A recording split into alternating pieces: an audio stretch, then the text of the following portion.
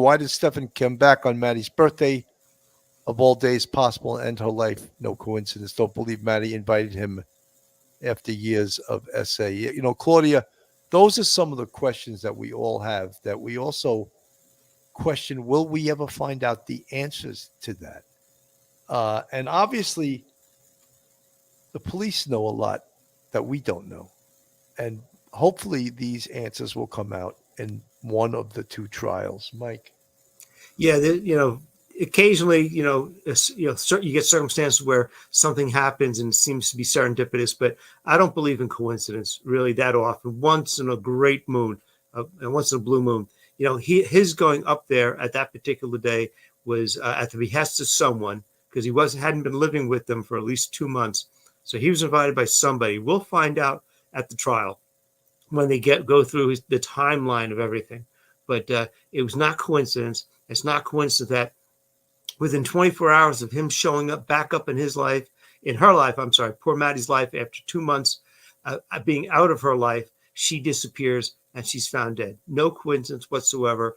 He was on a mission. He can do things. He seems like a helpless guy when he's talking to the police.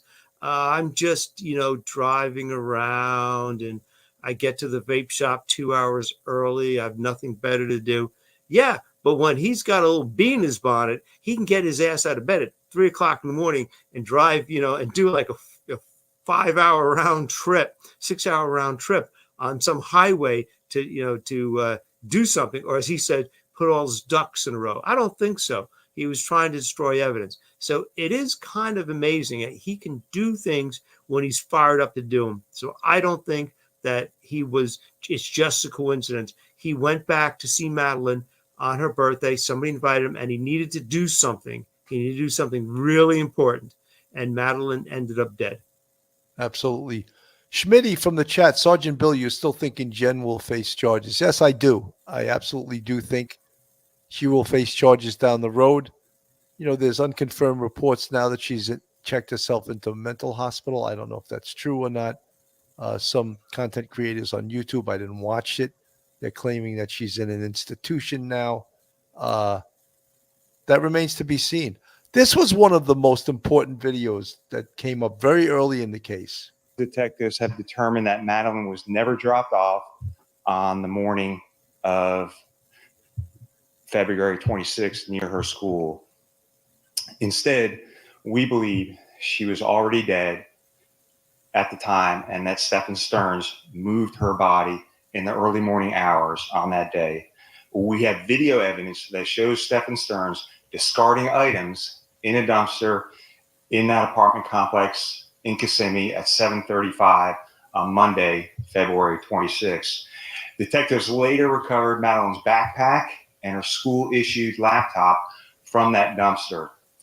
At 8:19, we have evidence that shows Stefan Stearns returning to the complex and Madeline was visible in that vehicle. We believe she was already dead at that time. Maddie's body was found. So that was very early on in the investigation, and it was basically shocking. Many people asked, how did they know she was dead? Well, apparently the video was that good that, she didn't move at all, or she was in a position that only a dead body would be in, with her mouth wide open. And they saw her twice, leaving the complex and coming back into the complex. And then the third time, which was the bonus, was the Holiday Inn parking garage, where they have video of him pulling in, backing up, getting out of the car, opening the trunk, going to the passenger side of the vehicle, removing Madeline's body and throwing her into the trunk. So, talk about solid evidence. And that evidence should have been used in his interview, in his interrogation, and they didn't do it. They did not use that evidence. That would have been so powerful. They did use the evidence about her backpack and her laptop being found inside the dumpster. And that's ultimately what made Stefan Stearns lawyer up. But they never approached the murder. They should have went after the murder in that interview / interrogation. And they did not. I questioned their technique, and perhaps if they would have done it the way I suggested, he may have lawyered up anyway. But go for the gusto. Go for the big prize. Don't go for the peanuts. Go for the very big prize, which was the murder. And they should have used psychological reasons to get to him. God, religion.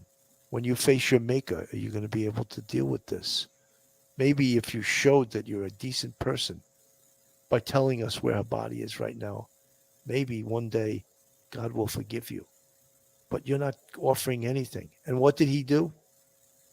He lawyered up, right? Which shows you what a complete and absolute dirtbag he is, Mike. Yeah, they kind of started to go down that road to challenge him when they were talking about the video, seeing him dumping the garbage, and her laptop was in the garbage. They went that part.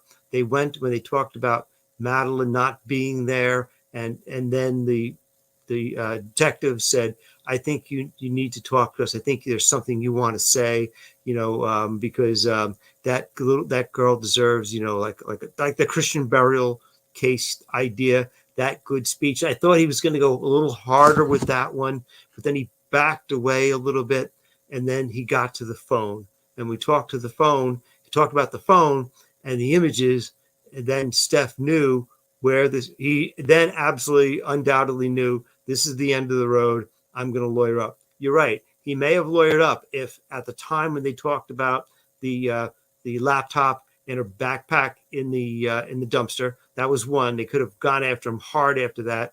Or two, when they were talking about her body missing. I thought that's when they would do it, because I'm thinking that's the most emotional appeal that you could make to him, and they backed off. You're right. They didn't go for the gusto. They may not have gotten it, but I would have liked to have seen them too go after him and say, "Look, you know where she is. She deserves a Christian burial. Prove that you actually love this girl, that you profess to love, that you care for, that you shed tears for. Tell us where she is." And they didn't do that. I would have liked to have seen that. You never know what could happen. You're right. They could say, "Look, if you're going to work with us, maybe there'll be something that you could offer. This may save your life. This may save your life rather than face a death penalty." I wish they had gone for it. Absolutely.